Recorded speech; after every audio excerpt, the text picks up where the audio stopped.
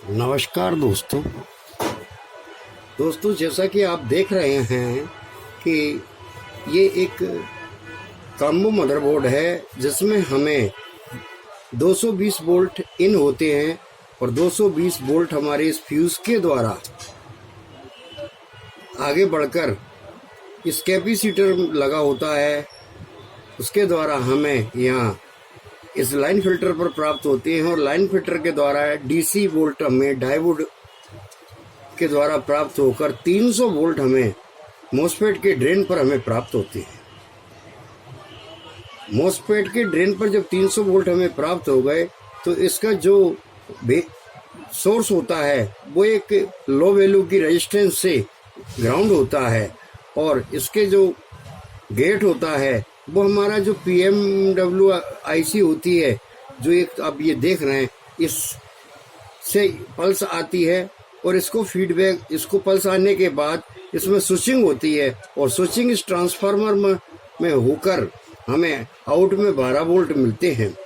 12 volt हमें जब out में प्राप्त हो जाते हैं तो फीडबैक द्वारा इसे पता लग जाता है कि हमारा जो पावर सप्लाई होता है वह पावर सप्लाई हमारा चालू हो गया है।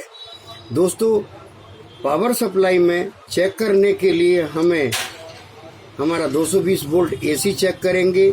इसके बाद हम लाइन फिल्टर पर या के आउट पर देखेंगे हम कि यहाँ 220 वोल्ट AC आ रहा है। फिर हम डायोड के थ्रू ये देखेंगे कि 220 बढ़े हुए वोल्ट, क्यों कि हमें कैपेसिटर पर चेक करना होता है कि हमें वोल्ट मिल कितने रहे हैं।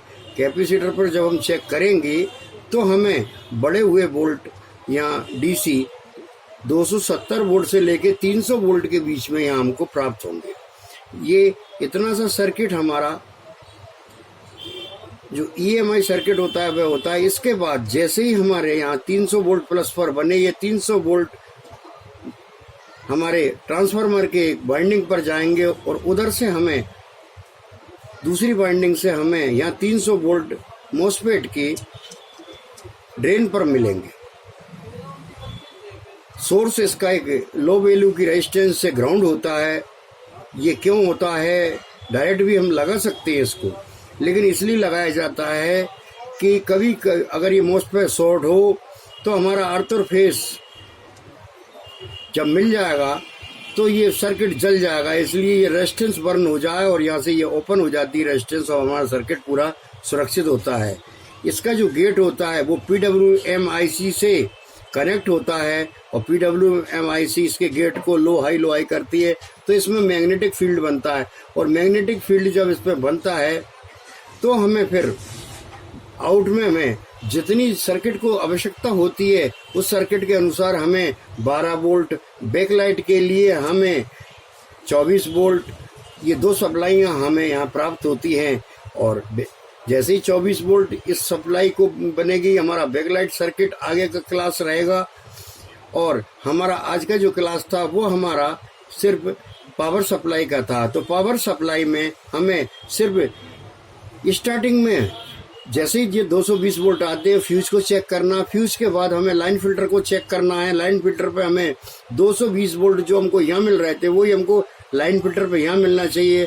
जैसे इस पे डायोड होगा, इस डायोड के बाद हमें इस डायोड का काम होता है AC से DC में परिवर्तित करना। तो जैसे ही हमको ये रेक्टिफायर द्वारा हमें DC प्राप्त होगा, इस कंडेंसर पर एक पर माइनस एक पर प्लस, तो यहाँ हमको 270 से लेकर 300 वोल्ट के बीच प्राप्त होंगे। यही वोल्ट हमारे जो हमारा चॉपर होता है उसकी एक लेग पर चले जाएंगे।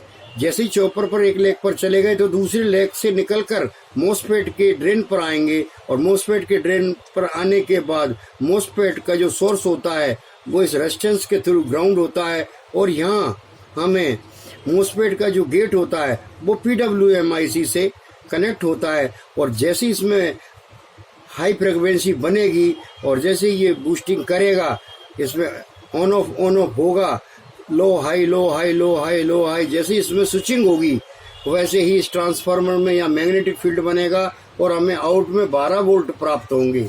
यहाँ 12 वोल्ट जैसे हमें प्राप्त होंगे तो सर्किट में सबसे पहले हमें 12 वोल्ट चेक करना होगी। ये था हमारा आज का सर्किट जो हमें एक पावर सप्लाई के द्वारा एक जानना पड़ा। इसके बैक साइड में देखेंगे हम तो ये इसका ये ट्रांसफार्मर होता है, ये मेन कंडेंसर होता है, ये PWM IC होती है हमारी, ये मॉसफेट होता है, और एक हमारा जो ऑक्सिलरी बाइंडिंग होता है वह बाइंडिंग भी हमें, क्यों ऑक्सिलरी बाइंडिंग हमारा नहीं होगा तो हमें इस IC को चलाने के लिए सप्लाई कहाँ से मिलेगी, क्योंकि इस IC को चलाने के लिए स्टार्टअप सप्लाई हमें, ये देख रहे हैं आप, ये रेजिस्टेंस हाई वैल्यू की रेजिस्टेंस लगकर इस IC को मिलती है।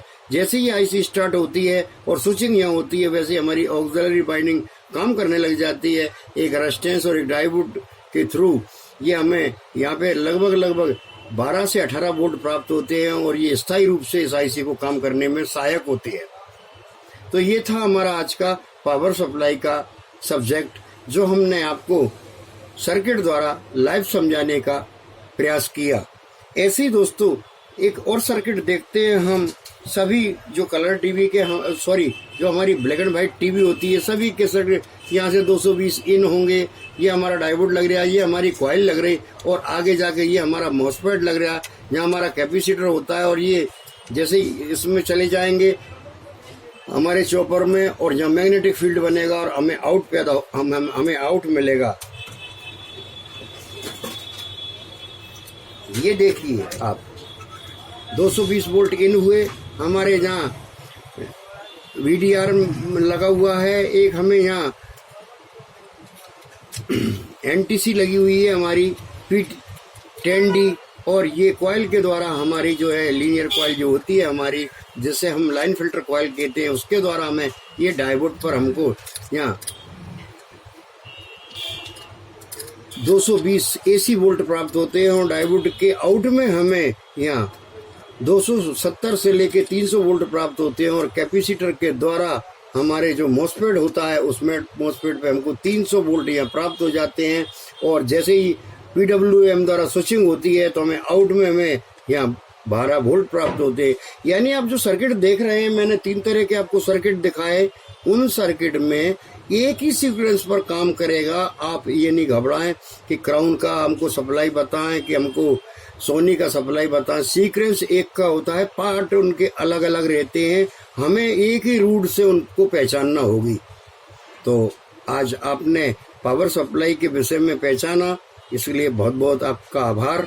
थैंक यू दोस्तों।